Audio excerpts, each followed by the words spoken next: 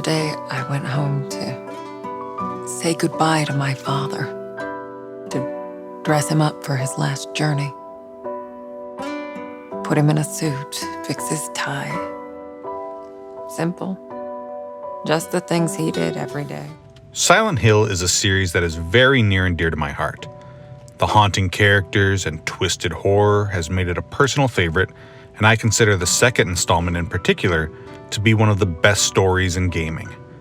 With Konami seemingly uninterested in bringing back the franchise, it falls to other developers to fill the gap left in its absence and create the next great psychological horror game. Developer Bloober team has quietly earned a reputation over the years as one of the premier horror developers with games such as Layers of Fear and Blair Witch, games which have received praise for their ability to scare even the most hardened horror fans. Now, they have created their most ambitious title yet with The Medium, a game which takes quite a bit of inspiration from Konami's iconic series. But does this new game take its place alongside other horror gaming greats, or does it fall short and get lost in the fog? In The Medium, you play as Marianne, a young woman with the ability to communicate with the dead, beings who find themselves wandering the spirit realm, and she uses her gift to help them make the transition from this world to the next. After the passing of her foster father, Marianne receives a phone call from a man claiming to know about her unique powers and offers to help her to understand them further.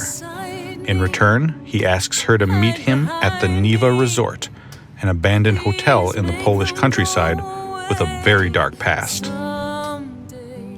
As she arrives at the resort, it quickly becomes clear that whatever horrific events transpired there years ago have created powerful bonds to the spirit world, and Marianne begins to see and hear things that indicate that there are spirits still roaming the halls of Niva, and not all of them are peaceful.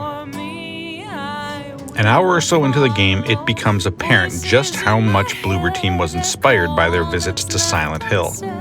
It may not seem fair to constantly be comparing this game to one of the most popular horror series of all time, but my guess is that the developers would welcome that comparison, as they've been pretty open about how those games influenced them. And I think that they should take those comparisons as a compliment, as they do a fantastic job of capturing much of what made those games so classic. What The Medium does so admirably is the way in which it perfectly captures the feel of those games. From the fixed camera perspectives and the way that the game controls, to the underlying tension and sense of melancholy that permeates throughout the entire experience. They also enlisted famed Silent Hill composer Akira Yamaoka to work on the soundtrack, which really serves as the icing on the cake as far as the presentation goes. Bloober team does a commendable job of walking that fine line between inspiration and imitation. It never feels like they're trying to copy and paste what made Silent Hill great, but rather they harnessed the way it felt to play those games and recreated that sensation. It's exactly what I had hoped they would do, and makes this game a spiritual successor in every sense. Like the previous games that Bloober team has created, the gameplay in The Medium is a much more passive experience than most horror games. With no real combat to speak of, instead you'll be searching the environments for clues to the story and solving some fairly simple puzzles to advance.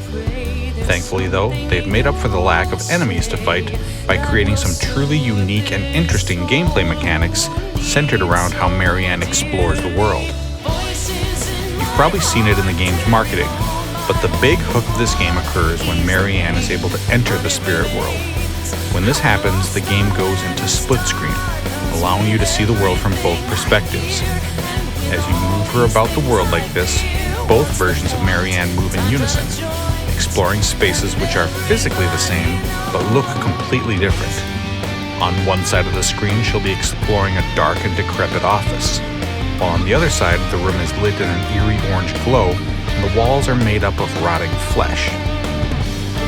It's not only for the sake of appearances, though, as there may also be items that appear in one realm, but not the other, so you'll need to watch both realities so not to miss anything important. You also can only see the spirits themselves while in the spirit realm.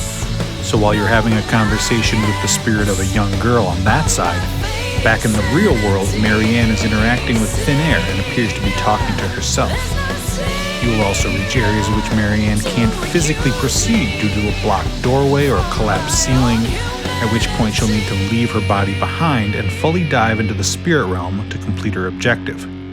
She's only able to leave her body for a short while though, so you must hurry to find out what you're looking for and return to your physical form.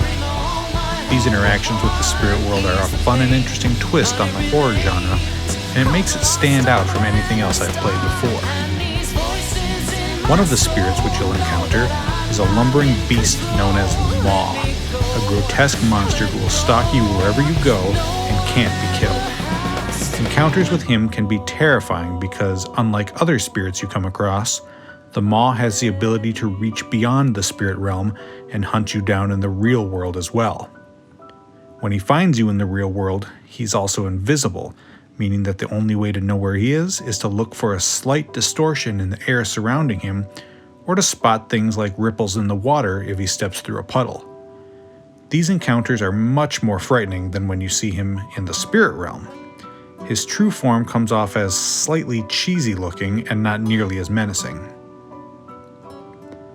The Maw is also voiced by Troy Baker, who turns in a surprisingly creepy performance, his voice twisting and contorting into bizarre ways, which always sent a chill up my spine. Sadly, these encounters with the Maw are the only parts of the game which are truly scary. Most of the rest of the game comes off as merely creepy or unsettling. The game also drags on a bit in the middle, failing to create a constant sense of urgency or suspense, the way that both the first and last act do. It does come to a satisfying conclusion though, and one that will have you trying to piece together what you think really happened until we hopefully see a sequel in a few years. The medium wears its inspiration on its sleeve.